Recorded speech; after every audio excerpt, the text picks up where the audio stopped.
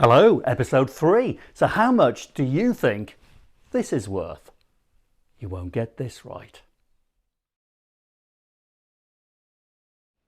This is a large mirror, over 6 feet tall, sold recently by Fellows Auctions. It dates to about 150, 200 years old, and it carried an estimate of £500 to £800.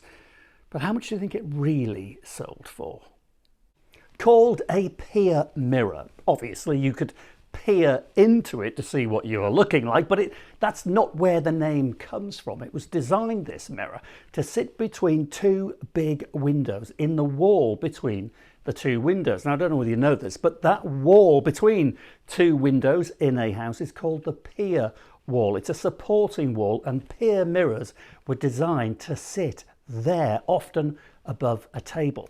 I mean, I think you'll agree this is a beautiful thing, this. And yes, you could peer into it, make sure that you looked pretty good and decent before you left the house. But it had a much more important function than just to check what you looked like. You see, this dates back to before the invention of electricity and gas lighting. So at home you needed to get as much natural light into a room as you possibly could, and pier mirrors, being so big, would reflect the natural daylight during the day, and on an evening when all the candles were fired up, the light would reflect back from the candles too. So a proper piece of functioning kit for any big room was a pier mirror. Now I've got to tell you, I've got something very similar to this pier mirror at home, about 6 feet tall, and it's a lovely thing, and I paid £900 for it, so its estimate of 5 to 8 is about bang on. However, you must consider with this particular mirror, it is very, very rare, and the reason for that is this: it's all about condition. Now the condition is not great. It was described as being rubbed, worn, and with some losses. However, when the experts at the auction and future buyers got a really good close look at this thing, they decided and discovered that the gilding was completely natural, as original. Over the last 150, 200 years, this mirror has just aged naturally. So the patination is absolutely perfect. In other words, it's never been repainted, regilded, or restored. The same applies to the mirrored glass. Take a look at it. It's foxed and it's pitted. It looks grotty. Guess what? The market loves it because of that.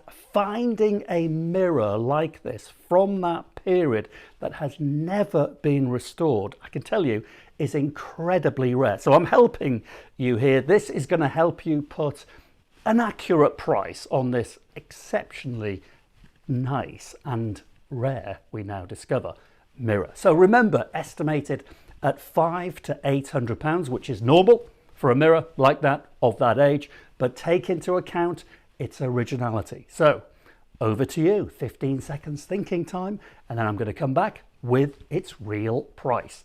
Good luck.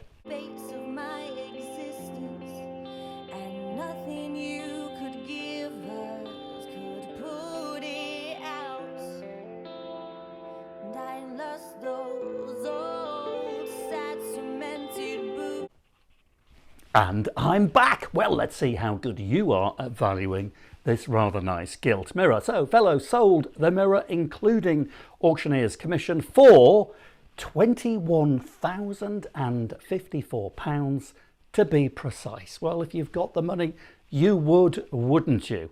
Go and find another. So tell me how you're doing so far. Doesn't matter if you're doing badly, put the comments down below. Don't forget to like and subscribe and all those sorts of things. And let's now see how good you are at valuing something completely different, also sold by Fellows. How much would you pay for this little beauty?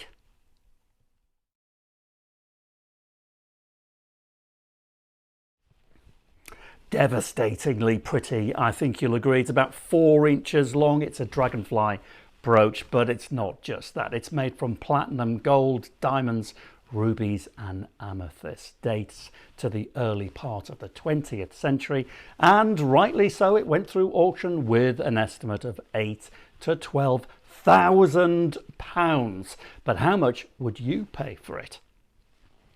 Well, before you decide, I've got to give you some really important information to help you value this little beauty. And some of you will have noticed the colours and the significance of the colours. That is the green, the white, the diamonds and the violet. These are the colours of the suffragettes. And bearing in mind that this thing was made in the early part of the 20th century, the early 1900s, there is no doubt about it. It's a nod towards the suffragettes. So the original owner of this dragonfly brooch was certainly a supporter of votes for women, and she was saying it loud and proud. And the colours themselves are not just randomly picked colours, they have meaning and significance too. So you've got green, which stands for hope, you've got the white, which stands for purity, and you've got the violet, which stands for loyalty. And over and above that, suffragettes, by the way, were absolute masters at guerrilla marketing. This is guerrilla marketing, I promise you, because the green, the white and the violet take the first letter from each of those words. G, W and V can also stand for, get this, give women the vote. There's an awful lot more going on with this dragonfly brooch than just diamonds and platinum and rubies and amethyst. This is a political statement, and as such, I think it's not only drop dead gorgeous, but it's actually historically fascinating, if not important, because of what it represents. You see, by wearing this brooch at posh parties, the first owner really was sending a direct message to the establishment, and that was that she supported and actually demanded votes for women. And at the time, that was pretty confrontational in certain circles.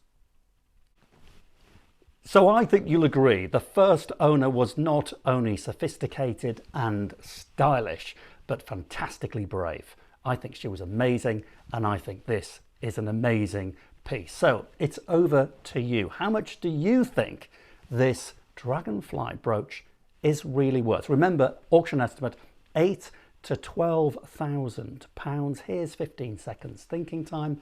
Good luck.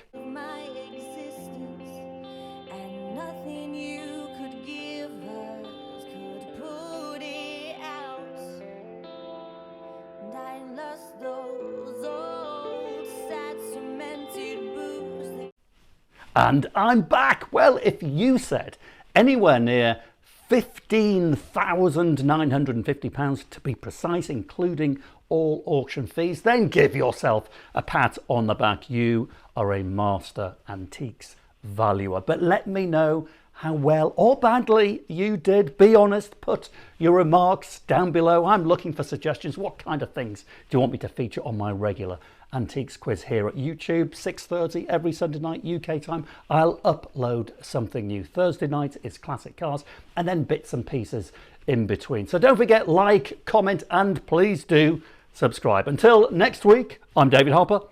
Cheerio.